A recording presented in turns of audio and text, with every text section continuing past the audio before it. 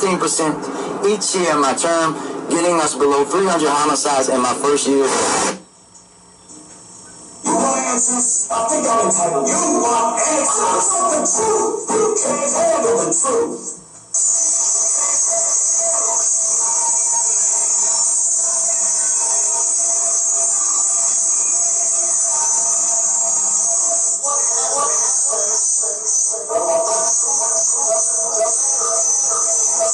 Welcome everyone to The Outsiders. I'm your host Sean Sims, and I'm with my superstar co-host Marvin Doc Cheatham. Doc, how are things going?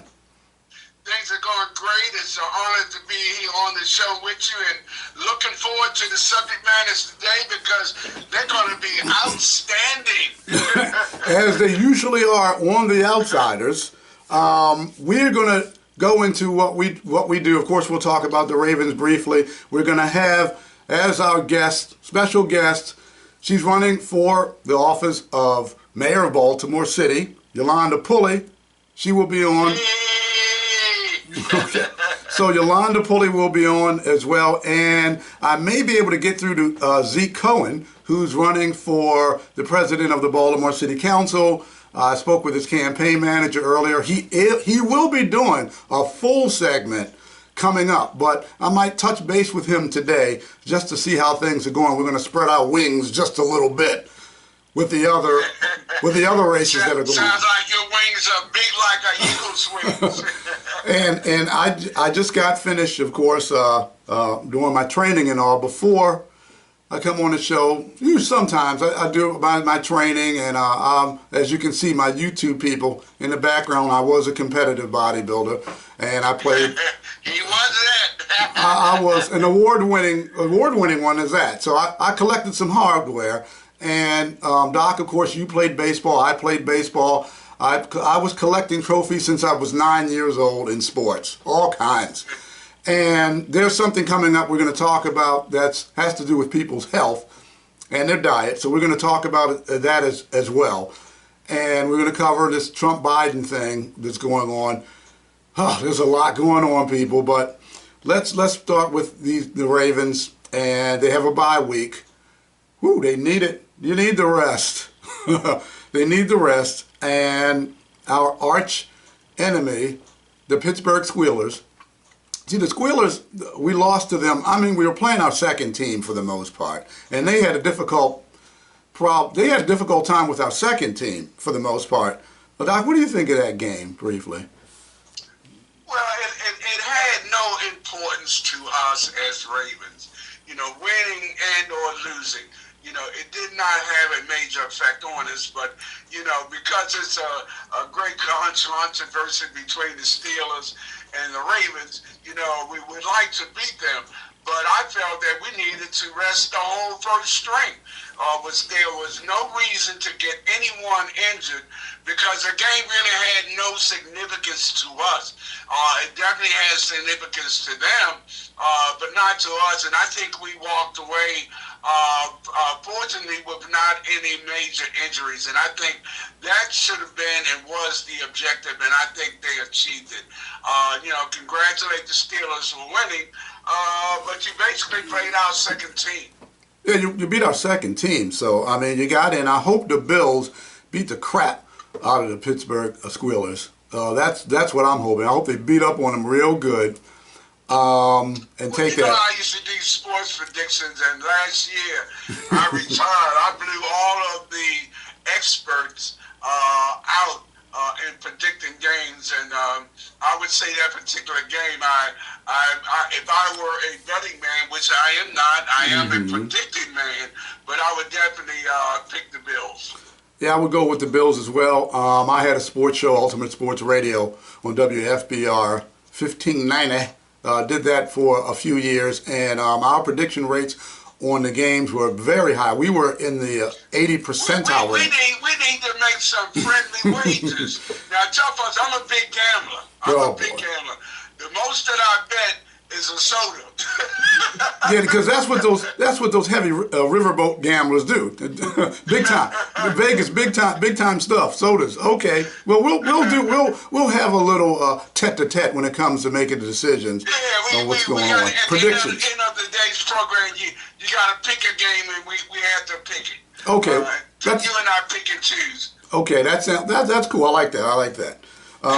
We're gonna move off sports. We're going to move off the Ravens particularly. And again, I will reiterate before we move off, I hope the Bills beat the crap out of the Squealers. Like I was saying earlier, I had to diet. Look at those are my YouTube channel. This is what I used to look like when I competed. Competition, that's my competition look, if you will, conditioning. And diet was very important, diet, training. And I have a high skill set in other avenues as well, sports. But what's going on? I'm going to read this, Doc, because this is big time stuff. This is the emergency email. This is a health news email. Widespread presence of plastics found in food. Consumer Reports has found that plastics retain a widespread, that's in quotes, widespread presence in food despite the health risks, and called on regulators to reassess the safety of plastics that come into contact with food during production. Wow. I read that, I said, whoa. It's in food? The nonprofit consumer group said on Thursday that 84 out of 85 supermarket foods and your supermarkets and your markets that are needed in your areas with the food deserts, that will be a topic of our not a town hall, but it's actual mayoral forum on January the 15th. But I will continue. Recently tested contain plasticizers known as phthalates. Phthalates, a chemical used to make plastic more durable. So you got an issue there with plastics in food and water. That was big time news about the water containing the plastics. Have you heard anything about that, Doc, with the water? Bottled water. Well, Bottled water. What I heard about the water, I don't know whether or not it's in the same vein, but I do know that plastics has a great detrimental effect on water animals. So I can only assume that, I guess they're learning that it's having an effect on us. Golly gee. And I'm going to read, looks like there's research that was done on this, International Bottled Water Association and some other associations and organizations. Microscopic pieces of plastic are everywhere. Now they've been found in bottled water. They've been found in bottled water in concentrations 10 to 100 times more than previously estimated. And I know people who drink bottled water. I drink the bottled water when I'm in the gym and so on. And I'm gonna get one of those faucet filters, put that in, and use the faucet. I'm not doing it. My oldest son lives by it, and quietly chastises me. You still drinking that unfiltered water? I say, yes, sir. Well, now it looks like the plastic people who believe in buying bottled water by the cartons, looks like you and I, because that's what I've done. Pieces of plastic are in this water. So, folks, you gotta. I mean, there's so much going on out here. You can't eat this. You can't do this. You can't do that. Great subject matter. I tell folks. I guess the thing is, you need to stay tuned to the health report coming from Sean now. Yes, I used to do personal training as well. So I've done these things, and I've done my research, and this is what I tell people when it comes to, because they're coming to me, Doc, over the years, people have come to me and asked me, Sean, can you train me? What do I need to do to lose weight? How can I get in shape? And so on and so forth. And I would tell them, look, it's basic. Drink more water, and what you're eating now, gradually go down to half of what you're eating now. And start off by walking every day and doing 15 minutes, about 4 times a week, 15 to 20 minutes, 4 times a week. And if you can do that, if you can do that, because it's all mental, then you got a good avenue to start on your way to health. Doc, you'll be shocked at how many people, they can't do it. What I just said, they can't do it.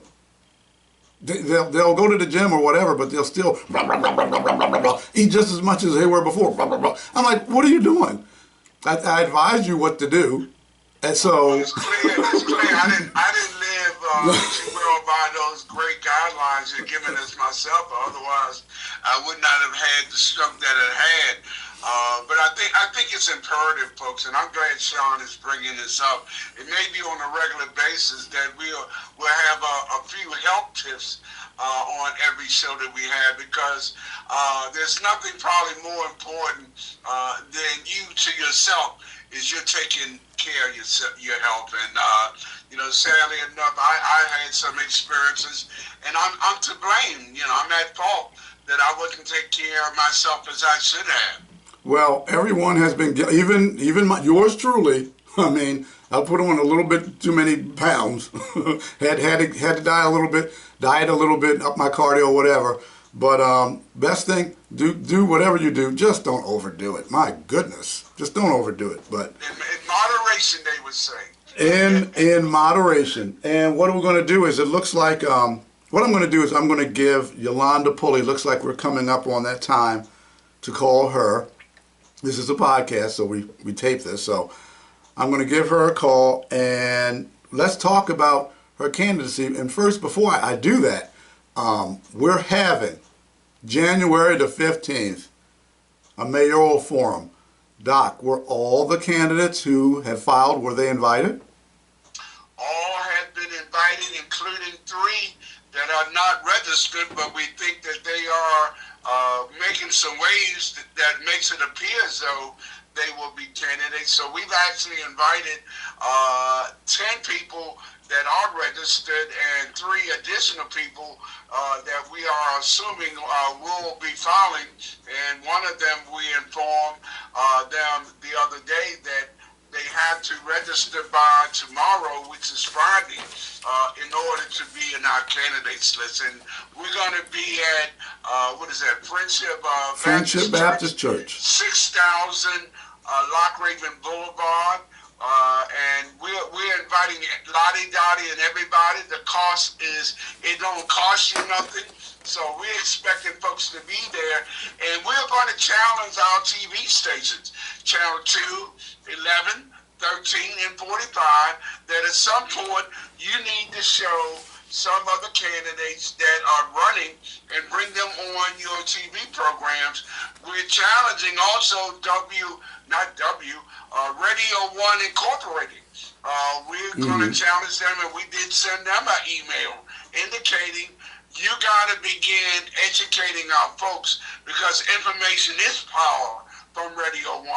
And we're saying we need to get information out to Baltimore City residents, who the candidates are and what the issues are. And we're starting with the TV stations.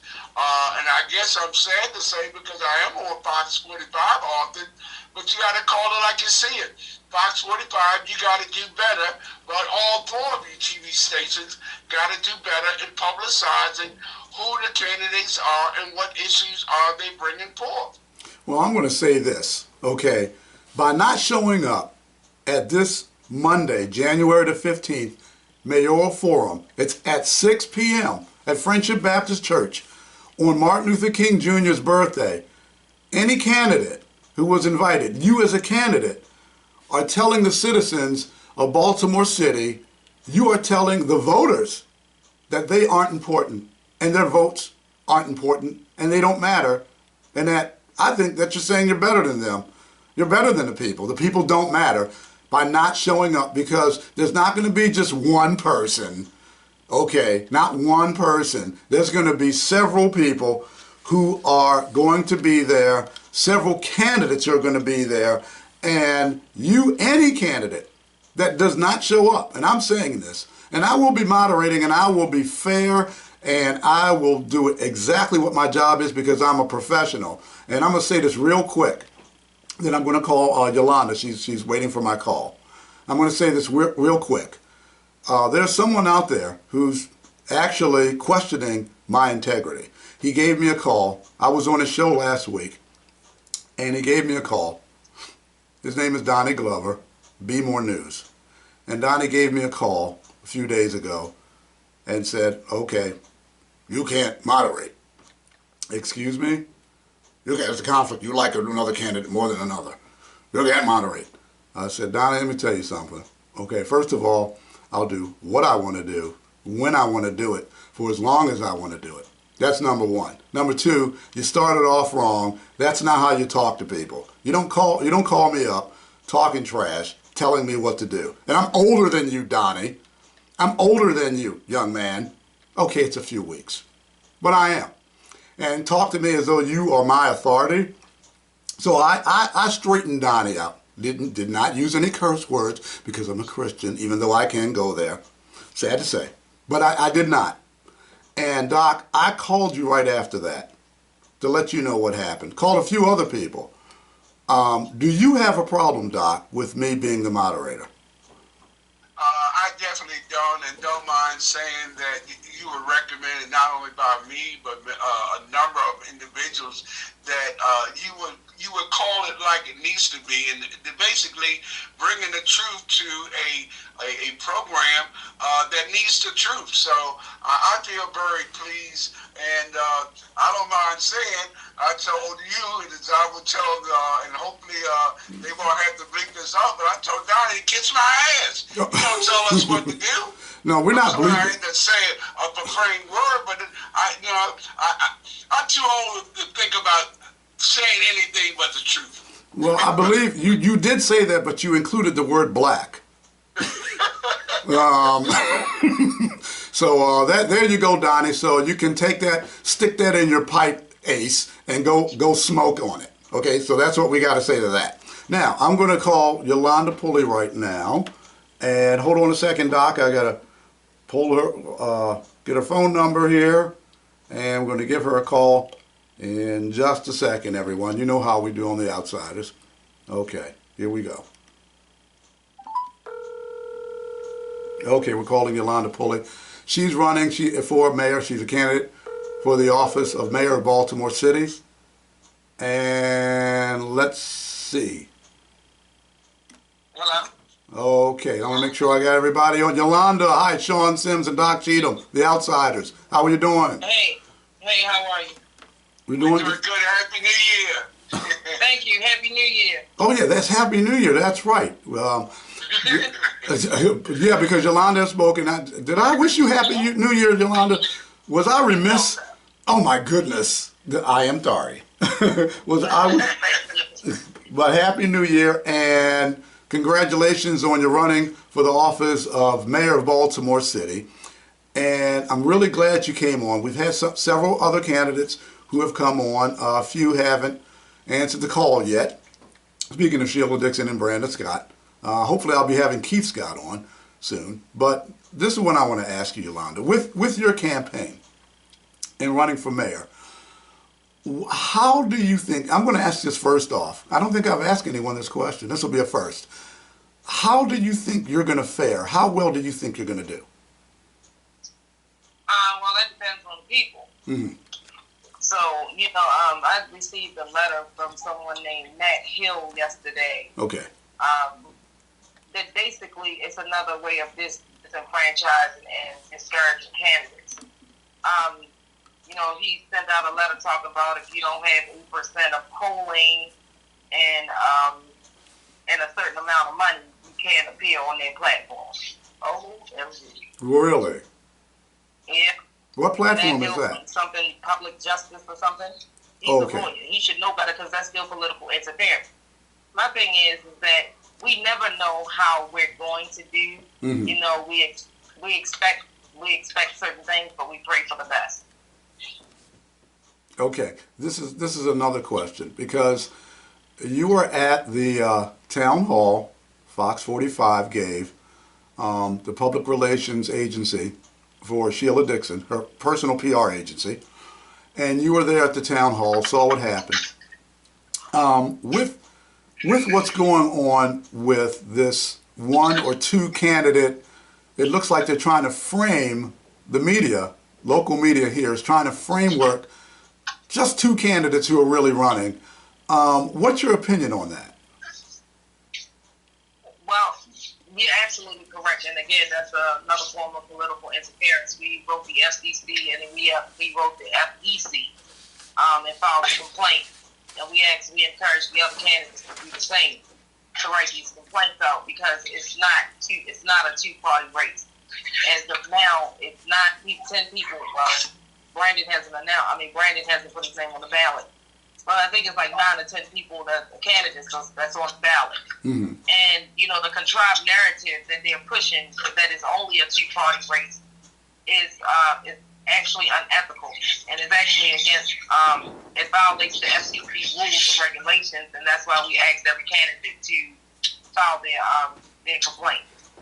I agree with you. On my podcast, we talked about this specifically, that by having one candidate basically just getting mountains and tons of airtime, and having the other candidates, as far as I'm concerned, it looks like to an extent, not all stations, I believe some are having the other candidates on, but to a certain extent, the other candidates are being blackballed by the media.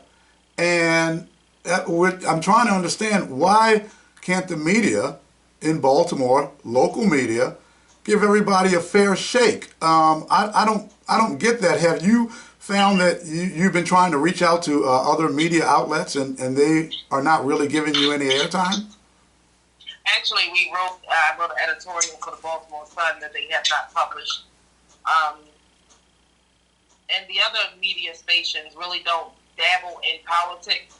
They might ask that. They do. Well, when I ran in 2020, back in 2019, they did give equal opportunity when they called every candidate on Channel 11, Channel 11, and gave them, let them have their spill or whatever. But as far as this race right here, it has been a big disenfranchise, and it's actually discouraging to actually want to run for office. We didn't just wake up in the morning and say, hey, we want to run for mayor because we got heat. We feel like we have solutions. Mm-hmm. So to sit up there and not have every candidate voice heard is an injustice to our voting system. Well, I agree wholeheartedly with what you're saying. With Yolanda Pulley as mayor, when you become mayor, what would your plans be? Say your first 60, 90 days, what would you want to accomplish, or at least start on rectifying any situations within Baltimore City? Well, our top priorities would be to resolve and restore the core values of honesty and integrity and respect back to the communities, the fundamental principles that are basically the pillar of our democracy. And by nurturing an environment of transparency and responsibility, we can build trust between communities and our local leaders again.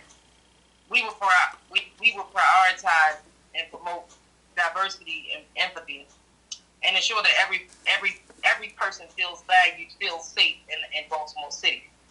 And we could actually create safe spaces and foster a sense of belonging. We can empower communities and thrive to have full potential as long as we build communities, and not only to destroy them or disenfranchise them, but to embrace the principle that also we can be the first ones as a beacon of hope in Baltimore City. So I chose to run because, we have a whole bunch of unethical stuff that's been going on in our city. Yes, we do. Decades. Yes. And, we can't talk about accountability if we're not talking about integrity and honesty. So that's what my campaign is based on. We thrive ourselves on one, not coming to the people lying, two, giving them false hope, and three, it's not just a run for mayor seat to us. I refuse to leave this generational curse to my grandchildren. It's bad enough that I brought me and my children up in it, but the only thing we have in Baltimore City and have always had is learned hopelessness and benign neglect, and those things need to stop. So you feel as though, as a candidate, as the mayor, that you can bring that type of change to a city that is so muddled in it's a cesspool with the corruption and the go along to get along, that you as a mayor as a person, as a human being, just like you said, you mentioned your family. This is about family. This is about protecting loved ones in living in a situation where you have so much, and I'll say it because I've been saying it on my podcast since I started last October, and that is having so much corruption in the city, this go along, get along, and that's going to be your focus. What about crime? Because the crime rate is actually higher last year, 2023, than it was 2022. It was actually higher. I estimate 13% higher. What would you do in order to help alleviate and lower the amount of crime in the city? Well, first of all, we had to get a handle on the lawlessness that's present with guns in the hands of juveniles. That put a sense of fear and insecurity amongst our citizens. But also, we have to have the hard conversations about corruption in our city, in our own city government, and it needs to be tackled head on. When the majority of the people, and then another thing is that when the majority of people vote no, we don't mean for you to go behind our backs and say, well, these people are so politically ignorant, we need to make decisions for them. Our no means no.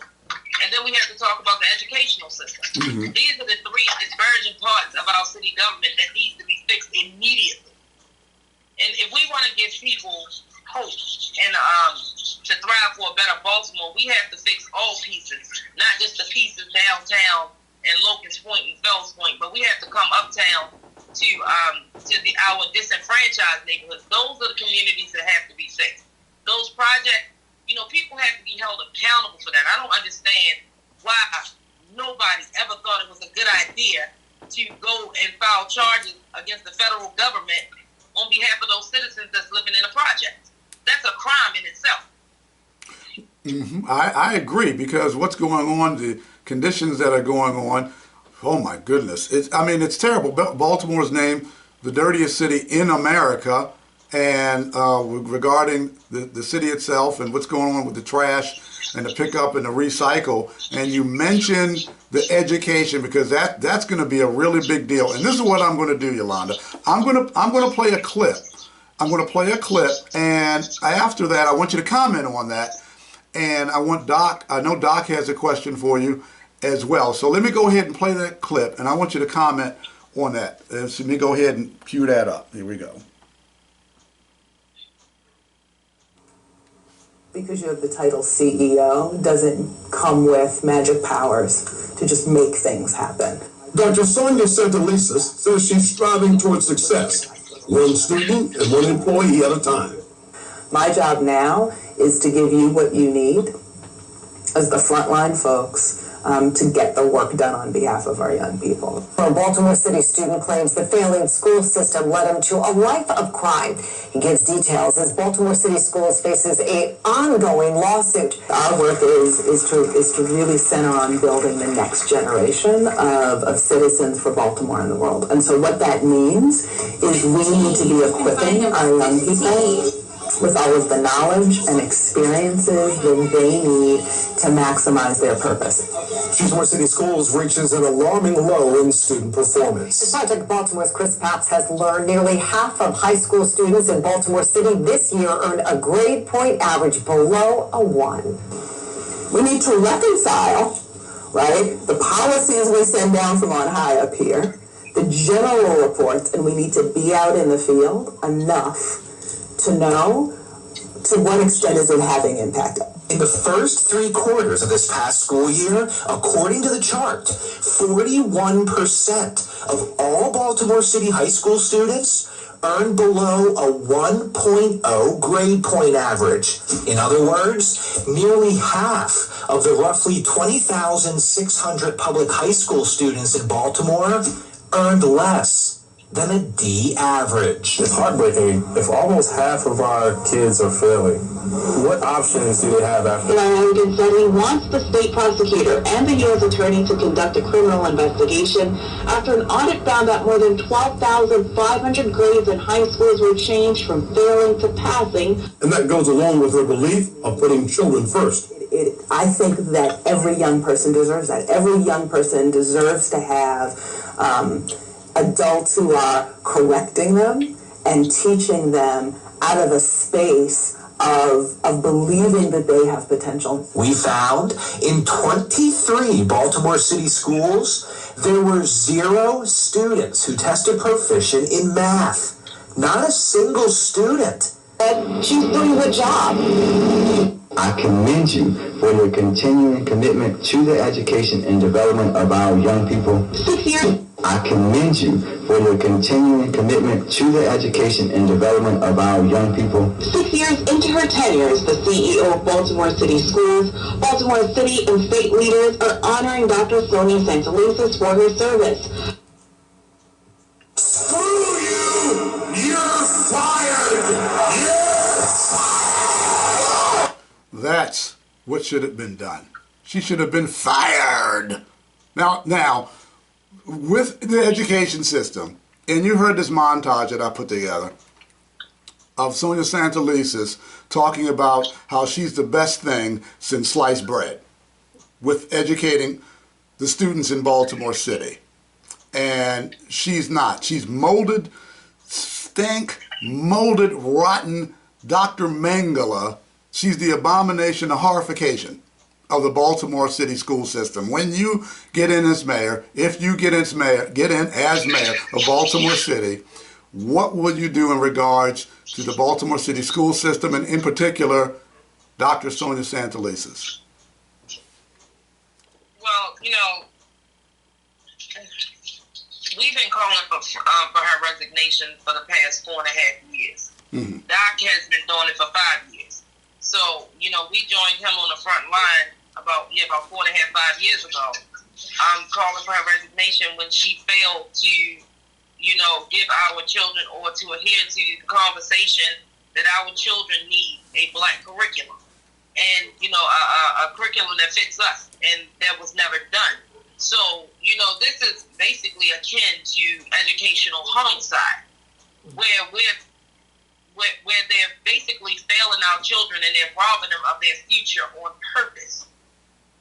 We know what the school to prison pipeline looked like. So what I would do is I would call for her resignation as mayor. And if the school board don't give it to me, then we have to restructure the school board. But we also have a fight coming up in Annapolis where we just asked Bill Ferguson at the town hall meeting about, us being the only ones not having a fully elected board. So one way or the other, we will be calling for her resignation. We will be getting rid of Dr. Sonia Santelises. It's not an option for her to stay in our city. It's not an option for her to collect almost $500,000 in failure to educate our children. It's not an option for them to receive. It was at one point, now listen to the numbers. The budget was $1.62 billion budget this year. Yes. But over 10,000, almost 20,000 students have left Baltimore City educational system. So that brought us down to a $1.6 billion budget. What does that say if all these people are removing their children from Baltimore City schools? It speaks volumes. It don't speak success. It speaks failure. It speaks lack of. It speaks incompetence. I agree wholeheartedly. She has to go. Okay, I agree. I was calling for her resignation when I first started this show. The horrification, that's what I call her, and you're correct. That's why I call her Dr. Mengele, because Dr. Mengele tortured children in experiments. She's doing the exact same thing in a different way, but the horrification, the abomination of the Baltimore City school system, Dr. Sonia Santelises was congratulated, given a raise, promoted, given awards by Slim Shady. Oh, and speaking of Bill Ferguson, Bill Ferguson was there when she was getting honored. He was there smiling, clapping. So it seems like Bill Ferguson, you might have a little issue with Bill on that, because Bill seems to support the mayor in his keeping of Dr. Sonia Santelises by his presence when she was being awarded. So he basically told us that, at the night of that meeting of the town hall with Dr. Schiraldi, when we asked him about, reintroducing about the about the fully elected board and how every other county has a fully elected board except for Baltimore City, and he basically gave us pushback. I'm not surprised. He gave us pushback on why, we can't, Baltimore City cannot have a fully elected board. But I blame the city, the state, and the federal government for this, because everybody is pouring money into this system, and we're not getting anything out of it. We have 70 and 80-year-old people who cannot read. We have teenagers that can't even count money. They don't even know what an analog clock is. They cannot balance a checkbook. They don't know what civics look like. This is a problem. Huge. This is a big, huge problem, and it needs to be fixed, and it deserves the attention that our black children need. Well, I'm going to say this. First of all, the New York reject. New York City Mayor Eric Adams booted Schiraldi out. There are people, I've seen articles and news clips of people who work in New York who are in different departments and so on, saying Schiraldi shouldn't be in charge of anything involving safety. I mean, they made it clear, point blank. So Governor Wes Moore brings in this reject. Why are you bringing in, first of all, what would the reasoning be behind bringing in a New York City reject? Got kicked out, get him out of here because of the things that he was saying. 25 years old, you can't go to prison before you're 25 because your brain hasn't developed. Even though you get married, you have kids, you go into the service, you're in the military. I can go on and on, drive a car, go to college, graduate from college, on and on and on and on. You still, your brain's not developed enough. Doc, what questions do you have for Yolanda Pulley? Well, first, I want to thank her so very much for running and being someone that's taking the time and the effort to not only analyze where we are as a community, but come up with thoughtful ideas and suggestions as to how we can make some improvements. And there are many improvements that need to be made. I don't have a problem with middle-class folks having challenges in Baltimore City because all of us that live here have challenges. So I support the efforts being given by the middle-class blacks and whites to deal with the bicycle issue, but I do find it as a middle-class issue, and it's not as important to me as another issue dealing with transportation. And that issue is that we have something called the Charm City Circulator.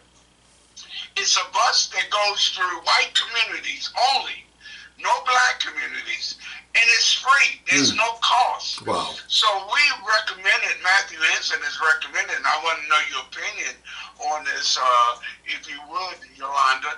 We have recommended, and Afro did cover with a very nice article, a bus line that we would call the Brown Line.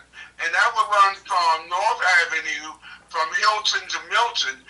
There are 20 churches on North Avenue, many schools, colleges, and high schools that are on that route. What is your impression of us recommending a Brown Line? If you're going to keep the bus line free for certain communities, why don't you have Southwest, Western, Central, and East Baltimore have access to a free Baltimore City Circulator since you're doing it for white folks? Yeah, so, if it don't make a dollar, it doesn't make sense to Yolanda. What make SENESE to us doesn't make it makes CENTS to them. So it's all about the almighty dollar. We're the ones that travel the most, so we're the ones that have to pay, which doesn't make sense. I agree with you. It should not be in certain parts of, and they talking about because of the business district. But what about the districts that's up in this area? Even if somebody wanted to go to the local bar, if someone wanted to go to the corner store and couldn't walk it, why wouldn't it be a free circulator that they're able to transport, especially since we having food deserts in our communities? It does not make sense that we pour so much money into piss poor systems, and we call it thriving. That it's the lack of concern and the quality of life inside of our inner city, and that's the problem. You giving everybody. We all know about the two Baltimores. So you're giving people of affluent neighborhoods free bus rides. Well, we got to sit up there and try to come up with what is the local bus fare, like almost $5 to ride the bus. That $5 could be going towards a loaf of bread and a dozen of eggs to feed a hungry household. We're not thinking about what makes common sense in our communities. And Doc, I stood on the front lines with you as far as the Palm City Circulator. I support your efforts in receiving a brown circulator because it makes sense. If you can give it to one, you can give it to the others. And when we're talking about, Shirley and Westmore bringing in yet again another person that makes our city look, makes Maryland look crazy. Yeah, reject. I think that they actually, right. I think that we have a book. I think that they actually have a book of failed individuals that these people actually go to, because I have never seen a city that gravitate towards people failing in other cities. Let's take DPW. Let's take Parks and Recreation. All these people were caught in scrutiny in other neighborhoods, but yet they're sitting in the top cabinets of our city neighborhood.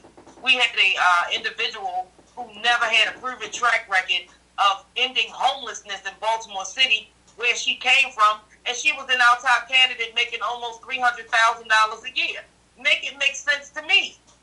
No, it doesn't make sense at all. Is it something that we're missing? No, it doesn't make sense at all, because that's what you're dealing with Baltimore City. Not only the dirtiest, number one with a bullet, no pun intended, the dirtiest city in America, but hey, Slim Shady, hey Brandon, hey Kid, because I can call him that. I'm old enough to be his daddy. Hey, Kid, you're the worst run city. You run the worst run city in America. That's what you do. So Yolanda, what would you do as mayor to make Baltimore one of the better run cities in America? I think that if we give City Hall back to the people and they're able to make, decisive decisions on how they want their communities to look and how they want their communities to thrive, then we would be in a better position of looking like, we're actually doing something across the state of America. Mm-hmm. Because right now we look like the worst failed city ever. Matter of fact, just like you said, we have the worst in everything. We should not be sitting at the worst, number one, the top 5, top 10, top 20 of the worst in everything across the United States. Across the United States, when people are looking and laughing. But yeah, we have our individuals going to these big conferences, rubbing elbows and making fun about our city. Dave Chappelle did. Embarrassing. Dave Chappelle made fun of us. You got comedians making fun of us because it's a joke. It's like, hey, Baltimore, hey, good sports teams. The Ravens, Orioles are coming up, but wow, Manischewitz, the way it's being run and the craziness that goes on. Baltimore has become, and the guy didn't even, what did he say? Niles Rogers, let me get it straight. Niles Rogers, formerly of Chick. It's chic, you moron. He doesn't even know just simple things. Any black guy would, because I took 100 cool points away from him. Any black guy would know, and I wonder if, and Brandon and Sheila, because it's getting back to me, especially from Sheila's people, it's getting back to me that you might have an issue with me being a moderator on January the 15th at 6 p.m. at Friendship Baptist Church, 6000 Lock Raven Boulevard. Yes, I can be controversial, but when it comes to being a professional, moderating, doing an interview, have you had any issues with me doing this interview, Yolanda? No, but how many people had that issue with Mackenzie Frost, and she's doing moderation? Did she moderate? Out there chasing, right? So people have issues with her. So what's the difference? Exactly. You asked the hard question. I ask the hard questions. I'm a straight shooter, and I will moderate professionally. I will treat everyone. I'm gonna make this perfectly clear. Every candidate that's on that stage will get treated equally, and no one will get treated better than another because I am a professional. But I gotta say that Yolanda, thanks for coming. We got to have you back on. That time goes by so fast. Wow. And thanks for coming on. We really appreciate it. Doc, did you have anything you wanted to say to Yolanda? I just want to thank her so kindly. She was very intelligent and articulate, but yes, she was. Also, ever since I've noticed, she's always been that. So you didn't surprise us, but I think our listening and visual audience are going to be quite surprised to hear some of the great thoughts that you'll come up with and have put in writing. That's what we're challenging the candidates to do on Monday. Yes. It's not just come to the candidates forum. We're giving you at least 13 issues. We want you to document your responses to the issues. Yes, that's a great idea. But Yolanda, thanks again. We're working on ours right now. We're actually working on ours. Oh, okay. Now. Okay. I like very detailed answers, but I want to tell the citizens of Baltimore, do your due diligence and look into every candidate. It's not just about Yolanda. We're running for mayor. It's about everyone that's running for mayor, regardless of win, lose, or draw. Everyone still deserves dignity and respect. And yes. Other media sites and influencers, we're not getting it. And it's not fair. So I need every voter to do their due diligence, look into every candidate, and figure out which one has a bigger, better plan for Baltimore City. And I want to thank you guys for having me on. You're very Y'all welcome. are truly a blessing. And Sean, absolutely. And Sean, don't let them discourage you. Oh, she no, don't want to not come me. on because you're the moderator. That's on her. We need good moderation. We don't need somebody that's going to be soft on one and not. We need fairness, and that's not what we've been getting in our electoral system. From I started paying attention probably about 2016, where I seen them Fox 45 politically interfering on purpose. So at least we know that we have a unbiased person doing moderation versus them trying to make it seem like it's a two-person race and excluding a Republican too. Like it's stop being redundant and ridiculous. Redundant and stop letting them play on your sympathy, because we know we had the worst case of Stockholm syndrome in Baltimore City. We had the worst case of voter amnesia. What I'm asking you to do is do your due diligence and stop following this so-called qualified and experience. It's no such thing. How are you going to ask the candidate for more than what the Board of Elections asks for? Exactly. The Board of Elections said we are experienced and we are qualified to run for mayor. And that's it. Bottom line. Thanks a lot, Yolanda. We appreciate it. And we'll be talking with you as well. See you on Monday. See you on Monday. Absolutely. I'll be there. Take care. Bye-bye. Thank you. Bye-bye. You know what? This is going to be exciting, Doc. I like what she said, and she's got that passion and that energy I believe she would get in there and start cleaning some clocks. I believe she would take care of business. I'm so happy. I got the biggest smile on my face. Of course, when I do our show, I sit in my park and playground, and my playground is right now filled with young people because they're coming here to play. They're getting on the swings. They're riding on the sliding board. We built this park for the kids, and school is letting out right now in our neighborhood, and the kids are here in the park. Well, I'm going to do this real quick. I can't say lucky, I'll be blessed to get him on. Let me see if I can reach Zeke Cohen real quick. We're reaching out to Zeke Cohen. He's running for president of the Baltimore City Council. Nick Mosby is the current president now, and like I say, I've been a campaign advisor, and I can look at what's going on, and I can read the tea leaves, if you will, read the writing on the wall. Many tackle forest. That's from the Bible, people. But I can read the writing on the wall, and I believe Nick's going to lose it. He's not going to be president anymore. So, Nick, you can go on people's shows. Maybe come on my show as well and talk about how you're going to fight hard to win and how great you are, your best thing since mom's apple pie. But I believe Zeke's going to whip you. I'm just calling it. Nothing personal, but I believe I believe you're going to lose. But anyway, hold on a second. Let me see if I can reach out to Zeke. I've got his number. I got a lot of numbers. See if I can reach out to Zeke. Okay, hold on just a second. Okay.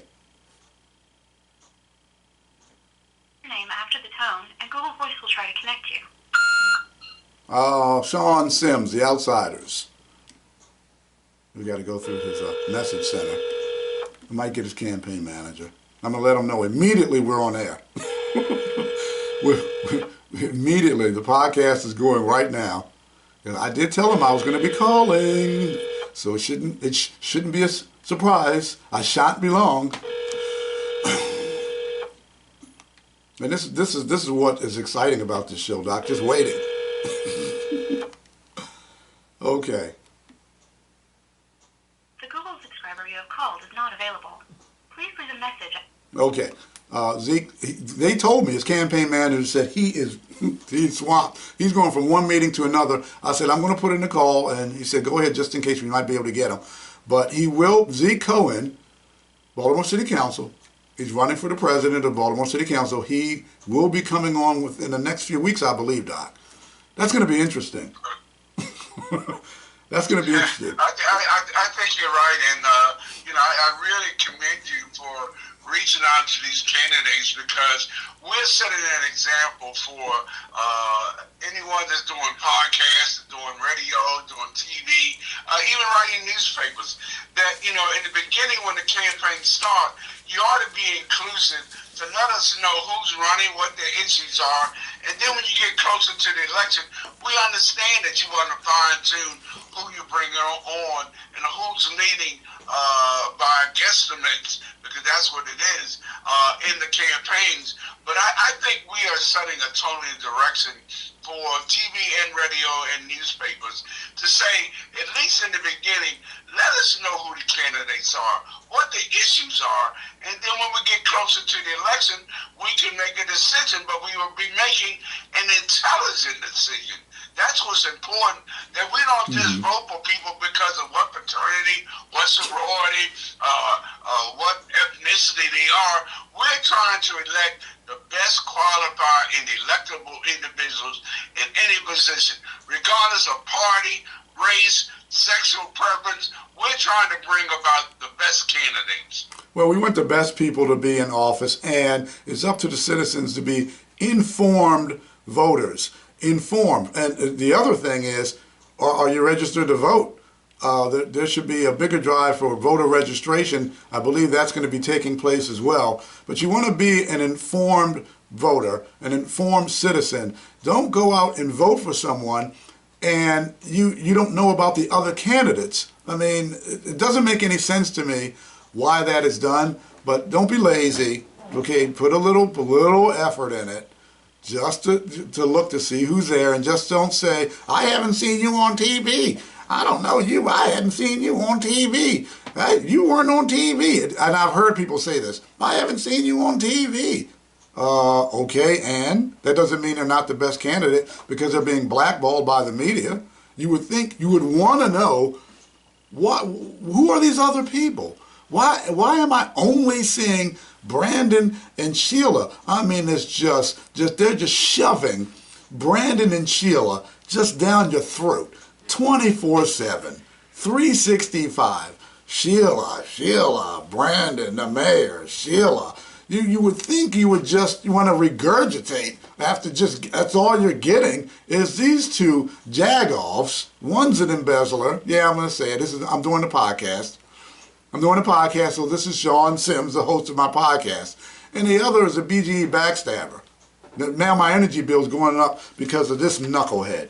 But, Doc, I'm going to quickly read, because I pulled it up. I pulled the Baltimore City 2024 presidential primary election local candidates list. People, you can go pull it up. It's got the information. It has the candidate. It has their status. It has when they filed. It has the email address. It even has their phone number in case you want to call them and say, hey, I like what you're saying. Or, hey, can I get more of who you are? Or, hey, I might want to donate. And I've got Uncle Wayne Baker, Wendy Bozell, I'm going to read the names up, Sheila Dixon, Kevin P. Harris. Hey, Doc, this guy just registered on the 10th, a few days ago. Have you heard of him, Kevin P. Harris? Yes, I have. And that's surprising that I remember that. Yeah, he literally on the 10th filed. I guess he's throwing his hat in the ring, so I'm going to get in touch with him to see if he wants to come on the show. Good, thank you, and thank you so much. Wendell Hill Freeman. Wendell's been on the show, of course. Yolanda Pulley, who was just on. Of course, Bob Wallace, who has been on The Outsiders as well. Donald E. Scoggins, he's been on The Outsiders as well. And who is this? It's going to be interesting. Chukwumika Egwu. I dated a Nigerian friend for a while, so these names these names are a little bit easier for me because I had to pronounce some names. But well, I'm glad you did it because I'm not going to try. Yeah, Chukwumika Egwu. Very close to a lot of folks from Nigeria, and I had the pleasure of speaking at the funeral in New York that was given for Nnamdi Azikiwe, who was once the president of Nigeria, and of course a member of Phi Beta Sigma fraternity. Oh, I say Nigeria. I meant Zambia. That must be some kind of Zambia, okay. 40. No, I've never dated anyone from Nigeria. Not that I didn't want to, but there are never at least 3 other candidates, so that y'all know about that. Thank you for reading off those names. We are assuming, of course, that Brandon, the mayor, will in fact actually file. We are assuming that Mr. Miller. Is that the last Michael name? Moore, like the guy who makes movies, Michael Moore. We assume, we assume that he's going to be running as well, and we think there is a possibility. We're hoping we find out by tomorrow whether Thuroo Vigna-Raja runs. So we are inclusive, and my home assignment today is I got to get information out to the candidate you just gave us. Because I have not looked at the listing this morning. So I'm glad you gave me that additional name. Yeah, I pulled it up. I said, let me pull this up, print it out. Make sure you got all the names. And what we're going to do, I want to get to this. We're going to spend just a little bit, because a little bit of a deep dive. Trump, I'm going to cover Trump so people just cool your jets before I already know it's coming. Cool your jets. I'm going to cover Trump next week. This week, I'm going to play a couple of clips. So relax, Doc. You got to listen to these clips, and we're going to talk about them. I'm going to play a clip-a-thon today. I'm going to play a couple of clips, and this is in regards to Biden and what's going on with him and what's out there. So here we go. Let me go ahead and cue it up. Joe Biden looked dazed and confused, stepping up his claim Marine One in Delaware for yet another holiday break, according to Sky News All-Star James McPherson. And let me show you, check out vision, if this is the guy in charge of it all. Have we got Joe Biden arriving on his helicopter from Delaware? Look at this. Here he is. He's looking around. He's trying to work out, where the hell am I? Jill, she's heading for the limousine. Joe Biden can't work out, where am I? What's that? Is that the helicopter? He starts walking one way, then he goes back the other. This is the man who's deemed himself as the where he is. He's certainly feeble and he's certainly cognitively challenged, and the Americans know that. But when you look at all the polling, he polls Trump on everything, integrity, international relations. But they mark him down drastically on the economy. 5 Americans think they were better off with President Trump than with President Biden. That's true. They're having trouble putting groceries in their carts, paying their mortgages and their rents. Americans are just having a worse time. There's Donald Trump with his 60% rating, and there's President Biden who's going down the tube. There are no more Democrats who are going to walk on fire for this guy. He's lost the left wing of the party. He's lost a lot of the black and Latino votes. To discuss publicly the president's age and acuity. It's not good when the commander-in-chief is in obvious mental and physical decline. It's painful to see, but it can't be avoided when examples of his decline keep occurring. In Vietnam Sunday, a tired president mumbled through his answers to press questions and had to be rescued by his press secretary. Watch this. I'm going to go to bed.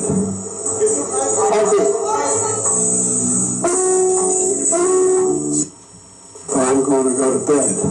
VP had to come in on the radio, on the loudspeaker, and call it quits, call the press conference off, and usher the president out. And he stumbles off the stage. The president of the United States, addressing the world, says he wants to go to bed. His handlers are trying to protect him, but there's only so much they can do. He cannot stay silent and out of sight in a presidential campaign. There are some serious issues. I'm going to play another clip, but I'm going to discuss this one, Doc and I, for a few minutes. You got serious issues with the sitting president of the United States, who doesn't know where he is, doesn't even realize he just got off of Marine One, stumbling off stage, doesn't know. I mean, the cognitive decline, as I called it. I said, it's going to get worse. You don't have to be a physician to know this.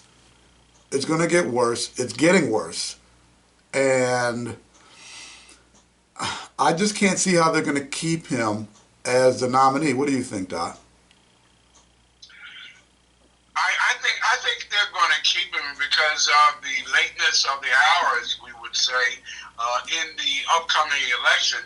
I don't think at this point they can find and I guess highly publicize another candidate other than Biden. So they're going to have to do the best that they can as a party to protect him as much as they can to have him stay in the race. But I think, at this point, it's a little late to come up with a candidate.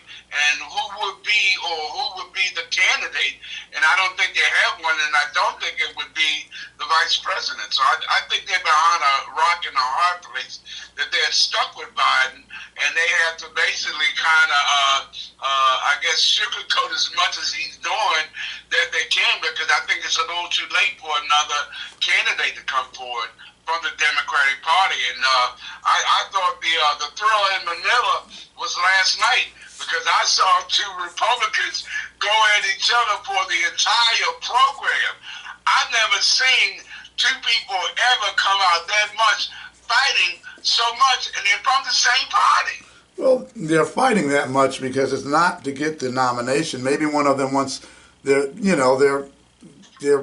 basically campaigning to be vice president because Trump's numbers are off the chart politically. And they were very, very cautious and careful. They did make a few comments about Trump, but for the most part, Trump came out of that debate between those two really unscathed last night. I think your observation is correct. I think they're looking to possibly be the vice presidential nominee coming from the Republican Party. Yes, because politically, they're not going to win. They're not going to beat Trump. So logic dictates, i.e., in other words, QED, thus it is proven, that the only thing that they could be doing. Yesterday, the other candidate withdrew. He indicated that he was running to stop Trump, but he was not successful with that. So I think you're right. I think the observation is who will hit Trump the least, and I think that's going to be the running mate. Yes. Okay, breaking news, everyone. Chris Christie he's not running for president anymore. You know what? This guy, he had the bridge incident, what was going on with the bridge in Jersey. That was crazy. And then during COVID, he's on the beach, beach is closed, he's on the beach, and family's on the beach. The first time I've ever seen anybody have security for a beach whale on a beach. Never seen security for that. So Fat Boy is out. He's a Republican. He's out. Who cares? His numbers were abysmal. I can't even come up with the word. His numbers were so bad, abysmal. I got 6 or 7 words going through my head at the same time of how bad his numbers were. I picked abysmal.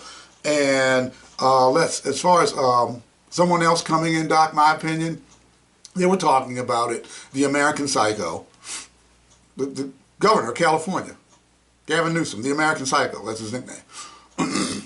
He looked like, what's his name, Christian Bale in the movie American Psycho with the hair slicked back and all. They were talking about bringing him in to replace Biden. That's still, I believe, on the table. So we'll see about that, but I believe you're correct. You're too far deep in to this political race, and you're going to have to do a weekend at Bernie a true weekend at Bernie with Biden. And I want to play now, and this is where it's going.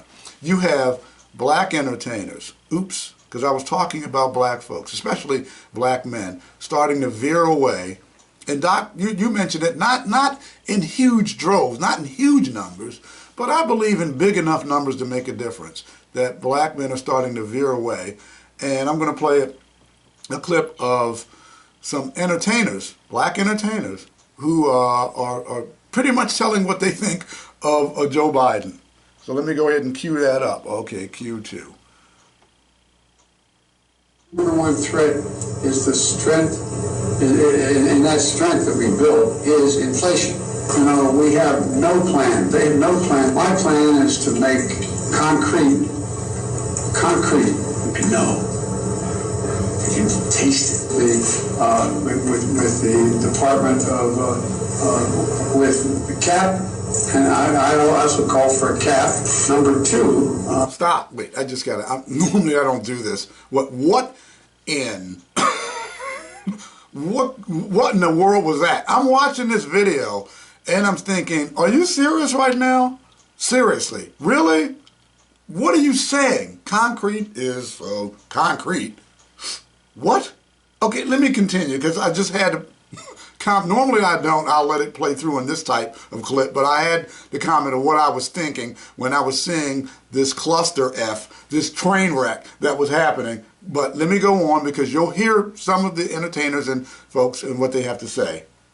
I think that, yeah, you are a puppet, but you do got a plan. Your plan is to screw up this country as much as you can. Your plan is to ruin this country. Your plan is to continue to make the American people suffer. Your plan is to put the American people last. While you all over here sending money to other people, we need money over here in America. And Joe is for you to retire. That plan, Joe, is for you to step down and go away. Now let's go, Brandon, go away. Go away, Brandon, go away, go away. I was watching Biden. There's a clip of Biden. But Biden says, and this is, I probably watched this clip. Yeah, let me, because there's more. There's a little bit more. That was Terrence K. Williams. He has a podcast, talk show, etc. And this is Kevin Hart, and Cardi B's coming up, and Cat Williams. So let me continue. But I'm not into politics at all. But this out there.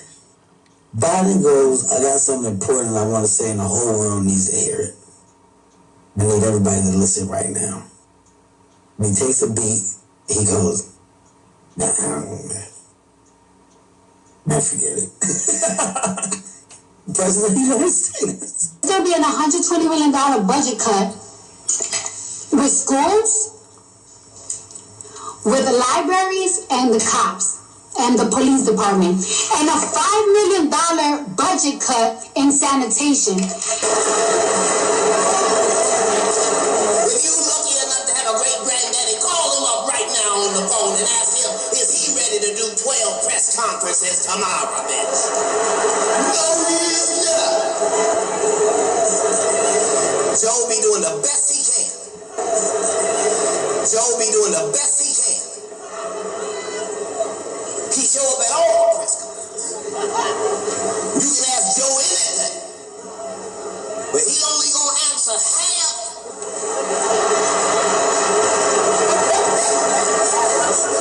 But what the question is, he is not gonna let you know when he get off at the nearest exit. They say, Joe,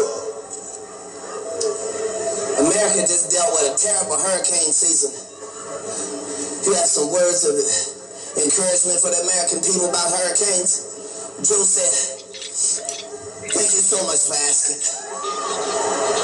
First of all, our thoughts and prayers go out to all the families dealing with hurricanes throughout the entire United States. what a lot of Americans have been doing to fight the hurricanes is getting vaccinated. Now, getting vaccinated. That was Cat Williams. There's more. You can go on YouTube, go on the internet, and you can pull up black comedians or black entertainers or whatever, and their comments and what they're saying about Joe Biden. And it's like crack after crack after joke after joke. The show's only been so long. I just pulled up. And another thing with between Cardi B and Cat Williams, and sometimes Terrence, with the cursing. You know how hard it is to find a clip and try to do this thing and not have cursing in it? I mean, that, Doc, in and of itself, that is difficult. So this is what's going on. That shows, from my vantage point, the disrespect that a number of our entertainers, for lack of a better word, see fit to use all kind of language oh my goodness. To express their feelings, which is really derogatory to our youth. You need to be thinking that these young people listen and watch everything, and the more that our entertainers, it could be sports, music, whatever, the more they use derogatory language, the more our young people will pick it up and basically feel that they should emulate what these folks are doing. But I will say this, I have real problems with the Democratic Party at this point. There are two bills that were introduced when Biden first ran that we have had no positive results. Black folks helped Biden get elected, him and the vice president. I give both of them a failing grade on two issues, the George Floyd bill and the John Lewis bill. And I'm saying I can't vote for either one of them. I won't vote for, of course, Trump. But right now, I can't vote for either one of them unless they come up with a plan. What you going to do about those two bills that you as a president and you as a vice president has seriously failed the black community, because those were two major issues when we elected you? Well, I can say this much.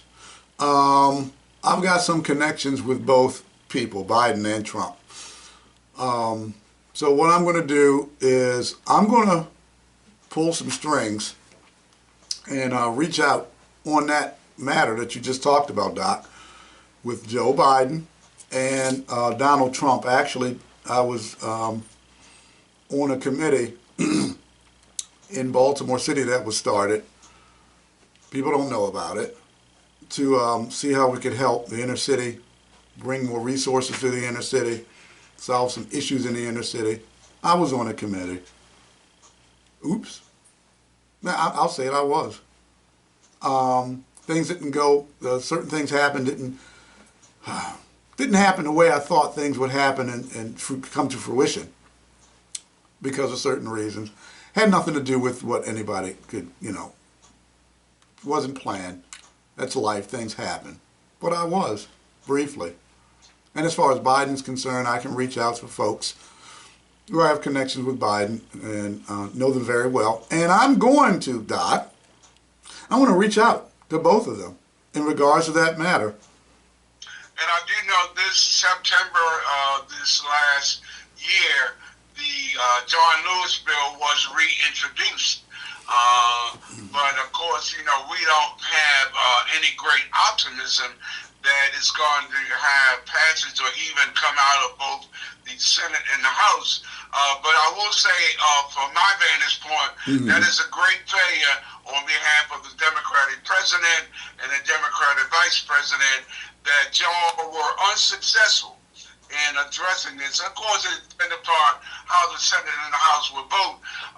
But those were two issues when you ran for office, and while many black folks were, excited about y'all because you were going to address the George Floyd, John Lewis bill. And I'm going to get in some good trouble because on the 21st of February, we will have a issue that's going to be publicized, and there will be a meeting dealing with the crime and violence in Baltimore City. And the 21st of February happens to be the birthday of John Lewis, of course, another member of Phi Beta Sigma Fraternity Incorporated. Well, God rest his soul, but he did a great job as a youngster and then as a congressman. Well, I'm going to take a look into that. I'm going to reach out to some folks and see what we can do about that as well. But folks, we got to go. Don't forget, okay, very important. I think this is going to be exciting, Doc. This is as far as getting information about the mayoral candidates, what they want to do for Baltimore, informing the people. I believe that Monday, January the 15th, at Friendship Baptist Church, 6000 Lock Raven Boulevard, at 6 p.m., I believe this is going to be an exciting night. A lot's going to be learned, and I believe there's going to be a good turnout if the candidates. I mean, if you're the candidates, aren't you? I mean, you would let your folks know and your family members and everybody know, hey, you need to be here, because this is going to get coverage, and it's not going to be dull and boring like you got one person running for mayor, and you know it's the same questions over and over. And no. This is going to be a big deal. This is going to be big time stuff with people here, people there at the event. And Doc, on that note, just reminding people, January the 15th, Friendship Baptist Church, 6 p.m. Mayoral Forum. Be there or be square. That was The Outsiders, folks. And thanks for listening. Thanks for looking at us on YouTube, my subscribers.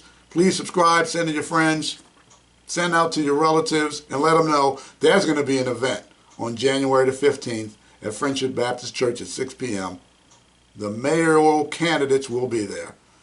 Doc, thanks a lot again, my superstar co-host. Great job as usual. Great job.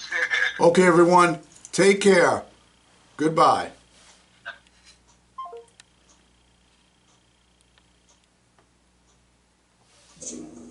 You want answers? I think I'm entitled. You want answers? I want the truth. You can't handle the truth.